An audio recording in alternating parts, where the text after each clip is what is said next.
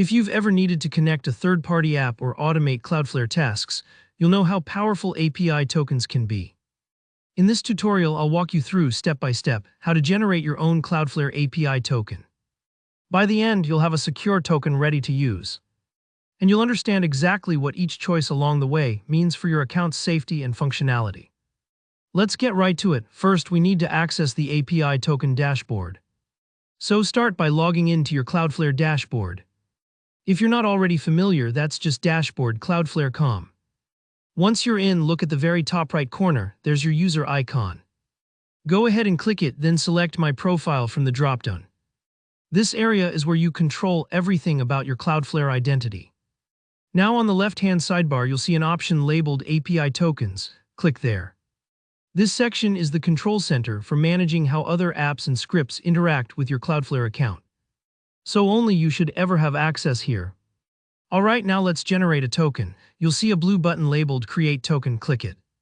Cloudflare makes this next part pretty user-friendly, especially if you're doing a common task like connecting your website to WordPress or managing DNS settings.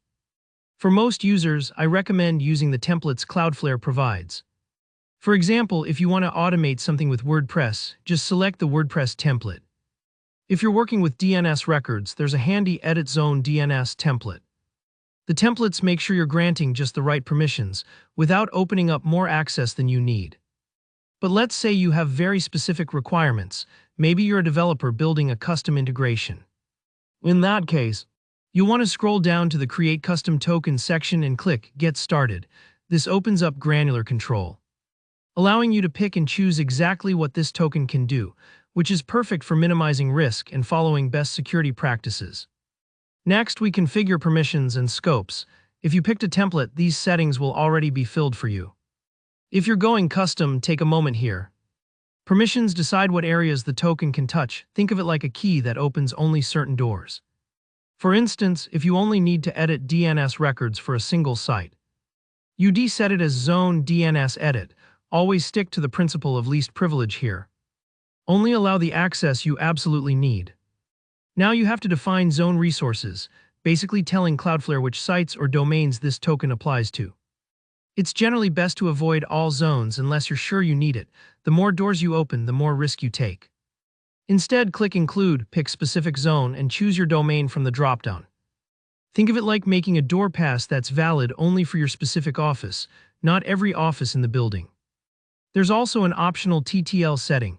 This stands for time to live, or basically an expiration date for your token. If you're only doing a quick, one-time integration or troubleshooting, setting an expiry ensures the token can't be used after your task is complete. That's an extra layer of security I always recommend. When you're satisfied with your configuration, click Continue to Summary. This page is your last chance to double-check that you're not giving too much access or forgetting a necessary permission. If everything looks good, hit Create Token. Now this step is crucial. Cloudflare will show you the full token string only once right now. Copy it immediately and store it somewhere safe, like a password manager. If you lose it, you can't just look it up later. You'd have to invalidate and regenerate the token from scratch. And that's it, you've just created a Cloudflare API token.